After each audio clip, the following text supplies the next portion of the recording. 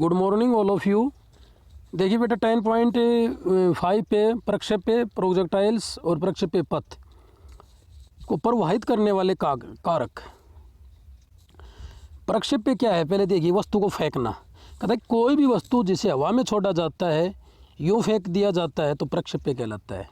किसी भी वस्तु को जब हवा में छोड़ते हैं या उसको फेंकते हैं उसे प्रक्षेप्य कहलाता है, प्रोजेक्टाइल्स कहते हैं। जैसे कि एक बंदूक की निकली गोली या रैकेट द्वारा मारी गई टेनिस बॉल।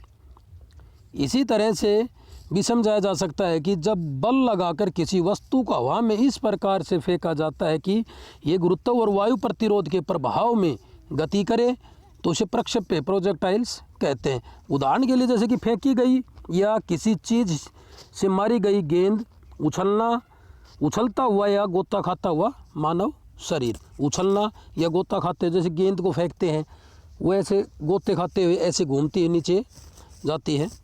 प्रक्षेप्य पथ, इसका प्रक्षेप्य पथ कहलाता है। वक्रीय प्रक्षेप्य पथ को परलव्य जो पैराबोला कहते हैं, इसे प्रक्षेप्य का प्रक्षेप्य पथ और परलव्याकार होता है। इसी प्रक्षेप्य पथ में लंबवत क्षैतिज घटक शामिल होते हैं।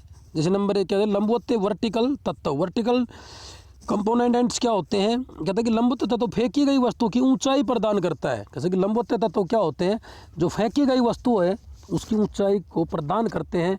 उदाहरण यदि आप एक गेंद को सीधी हवा फेंकते हैं तो यह केवल लंब रूपी गति करेगी, लंबे रूपी गति करेगी।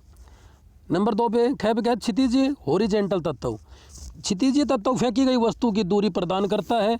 उदाहरण बाउंड्री से एक विकेट कीपर के पास, बाउंड्री से एक विकेट कीपर के पास थ्रो फेंकने में एक क्षैतिज तत्व भी है और एक लंबवत तत्व भी है। ये सीधा भी चलता है और ऊपर भी चलता है। फेंकी गई वस्तु को प्रक्षेप्य को प्रवाहित करने वाले कारक कौन से हैं, फैक्टर्स कौन से हैं, देखिए। इफेक्टिंग प्रोजेक्टाइल्स, किसी वस्तु कहता है किस किस्म की वस्तु फेंकी जा रही है एवं किस साधन द्वारा इसे फेंका जा रहा है, इन सब को 6 कारक प्रभावित करते हैं। इसके प्रभावित करने वाले कितने कारक हैं, 6 कारक हैं जो इसको प्रभावित करते हैं। नंबर 1 गुरुत्व बल। गुरुत्व बल आकर्षण बल है जो पृथ्वी द्वारा अपने केंद्र की तरफ एक वस्तु को ऊपर लगाया जाता है। वस्तु का जितना अधिक भार होगा उस पर गुरुत्व बल उतना ही अधिक होगा। नंबर 2 हवा का प्रतिरोध। नंबर 2 पे क्या बताया, हवा का प्रतिरोध। जब एक प्रोजेक्टाइल हवा में चलता है तो हवा के प्रतिरोध के कारण मंद हो जाता है। हवा का प्रतिरोध एक गोले इसके क्षैतिज तत्वों को कम करेगा। किसी भी वस्तु को हम फेंकते हैं तो उसके सामने से हवा जो होती है उसको रोकती है, उसको कम करती है, उसकी गति को। नंबर 3 पे क्या आता है कि छोड़े जाने की गति। किसी वस्तु द्वारा प्रति इकाई समय में तय की गई दूरी वेग कहलाती है। तय की गई दूरी वेग कहलाती है। गति या वेग प्रत्यक्ष रूप से दूरी से संबंधित है। छोड़े जाने की गति जितनी अधिक होगी उतनी ही अधिक दूरी वस्तु तय करेगी। जितनी छोड़े जाने की जो गति होती है, जितनी स्पीड से होगी तो उतनी ही गति, उतनी ही अधिक दूरी तय होगी। नंबर 4 का छोड़े जाने का कोण। किस एंगल पे छोड़ते हैं हम, किस कोण पे छोड़ते हैं। कहते हैं कोई भी वस्तु जब अलग अलग कोणों में फेंकी जाती है तो वह अलग अलग दूरी तय करती है। जिस भी कोण में एंगल में फेंकेंगे तो अलग अलग दूरी तय करती है।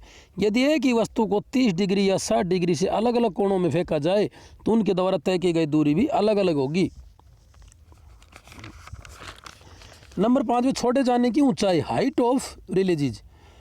छोड़े जाने की ऊंचाई से अभिप्राय है कि वह ऊंचाई जिस पर एक वस्तु को इसके ज़मीन पर गिरने के सापेक्ष छोड़ा जाता है। यदि छोड़े जाने के कोण को गति एक समान रहती है तो अधिक ऊंचाई से छोड़ी गई वस्तु कम ऊंचाई से छोड़ी गई वस्तु की अधिक दूरी जाएगी। उदाहरण के लिए यदि एक लंबा खिलाड़ी और एक छोटा खिलाड़ी एक ही गति से एक ही कोण पे चक्का फेंकते हैं तो लंबा खिलाड़ी उसे अधिक ऊंचाई से छोड़ेगा। सिद्धांत से उसका अर्थ होगा कि लंबे खिलाड़ी द्वारा फेंका गया चक्का हवा में अधिक देर तक रहेगा और लंबा खिलाड़ी छोटे खिलाड़ी से अधिक दूरी तय कर पाएगा। नंबर 6 पे बताया कि घुमाव, स्पिन। एक फेंकी गई वस्तु का प्रभाव डाल रही घुमाव की दिशा में मात्रा प्रत्यक्ष रूप से उस वस्तु द्वारा तय की गई दूरी को प्रभावित करेगी। इसका कारण हवा का दबाव है जो गेंद पर पड़ता है। उदाहरण के लिए टेनिस शॉट में top spin, back spin. Top spin ऊपर वाला, बैक स्पिन उसके पीछे वाला की तुलना में कम दूरी तय करेगा। टॉप स्पिन में अधिक दूरी घटती है और बैक स्पिन से अधिक दूरी बढ़ती है। जिसके ऊपर वाले कोने के ऊपर हम जब टॉप स्पिन होता है तो दूरी कम होती है और बैक स्पिन जिसको पीछे से बल लगाया जाता है तो दूरी अधिक तय होती है। घर्षण, अब देखिए फ्रिक्शन एंड स्पोर्ट्स, घर्षण और खेल क्या है। 10.6 घर्षण ये एक विपरीत शक्ति होती है, उस समय कार्य करती है जब एक वस्तु फिसलती है, घूमती है या वास्तव में किसी दूसरी वस्तु पर फिसलती है। कहता है कि विपरीत स्थिति होती है, ये उस समय कार्य करती है जब एक वस्तु फिसलती है, घूमती है, वास्तव में किसी दूसरी वस्तु पर फिसलती है, घूमती है। घर्षण वह शक्ति है जो ठोस सतह, तरल सतह और भौतिक तत्वों के एक दूसरे के विपरीत फिसलने की गति का प्रतिरोध करती है। दूसरे शब्दों में घर्षण वह शक्ति है जो वस्तु की गति दिशा में विपरीत कार्य करती है। टाइप्स ऑफ फ्रिक्शन, घर्षण के प्रकार। घर्षण दो प्रकार का होता है। बेटे 2 नंबर में पूछ लेते हैं घर्षण क्या है, घर्षण कितने प्रकार का होता है। तो घर्षण आपको बता दिया, घर्षण 2 प्रकार का होता है। कहता है कि स्टैटिक फ्रिक्शंस और डायनेमिक ऑफ काइनेटिक्स फ्रिक्शंस, स्थैतिक घर्षण और गत्यात्मक घर्षण। कहता है कि स्टैटिक घर्षण क्या है, वह घर्षण जो वास्तविक गति शुरू होने से पहले दो स्तंभ के बीच लगता है। कहता है कि जो घर्षण जो वास्तविक स्थिति, वास्तविक गति जो गति होनी है उस शुरू होने से पहले दो सतह के बीच में, नीचे और ऊपर की जो सतह, जो वस्तु की सतह होती है, जो स्थैतिक घर्षण कहलाता है। स्थैतिक घर्षण को सीमित घर्षण भी कहते हैं। कई बार स्थैतिक घर्षण की बजाय सीमित घर्षण पूछ लेता है तो सीमित घर्षण भी कहते हैं इसको, क्योंकि एक प्रदत्त स्थितियों के तहत दिए गए सतह के बीच में सबसे बड़े संभावित घर्षण को बताता है। नंबर 2 का गत्यात्मक, जो डायनेमिक ऑफ काइनेटिक्स फ्रिक्शंस क्या होते हैं, किनेटिक घर्षण, गत्यात्मक घर्षण वह घर्षण जो एक वस्तु द्वारा दूसरी वस्तु की सतह पर गति करते समय पैदा होता है। कहते हैं वह घर्षण जो एक वस्तु द्वारा दूसरी वस्तु के ऊपर गति करते समय पैदा होता है उसे गत्यात्मक घर्षण कहते हैं। ये 2 प्रकार का होता है, फिसलन घर्षण और घूर्णन घर्षण। फिसलन घर्षण कहता है कि जब एक वस्तु दूसरी पे फिसलती है तो उसके फिसलने से जो घर्षण होता है उसे फिसलन घर्षण कहते हैं। और घूर्णन घर्षण कहता है कि रोलिंग फ्रिक्शंस। घूर्णन घर्षण को पहिए की गति में देखा जाता है, दूसरे शब्दों में सतह को घूमते हुए एक पहिए को घूर्णन घर्षण भी कहा जाता है। जो आपको देखा है किसी भी गाड़ी का जो पहिया होता है वो घूमता है, वो घूर्णन करता है, उसकी एक जो राड होती है उसके माध्यम से घूमता है, घूर्णन घर्षण कहलाता है। खेल घर्षण का उपयोग, चलो बेटा घर्षण का प्रकार और घर्षण ही पूछता है, इतना ही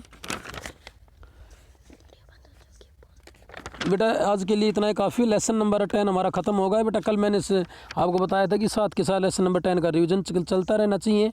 फिर भी बेटा आपको कोई प्रॉब्लम हो तो आप बार बार इस चीज़ के पूछ सकते हैं। बेटा देखिए हमारे पास बहुत ही कम समय बचा है, अपनी पढ़ाई को सुचारू रूप से चलाते रहिए और आपको जहाँ प्रॉब्लम आती है तो आप हमें बार बार पूछ सकते हैं। थैंक्स।